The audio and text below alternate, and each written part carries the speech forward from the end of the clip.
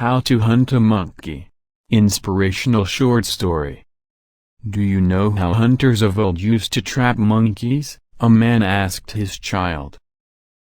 Rather than chasing them up a tree, or shooting arrows from below, they'd put a heavy glass jar with a narrow neck on the floor, which had the monkey's favorite food inside.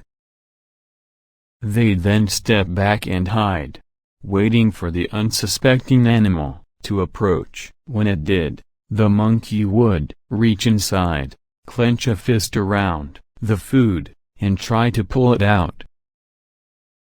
However, the narrow neck of the jar would stop the poor monkey from getting its hand out. It'd pull and pull, but to no avail. There was simply no way to get its hand out of the jar without releasing the food.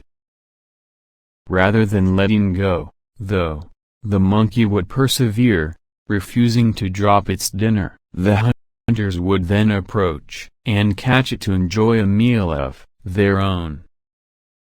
Don't be like that monkey, warned the man. In life, to fight another day and grow as person, you must know when to quit, when to move on, and when to let go of whatever's holding you back.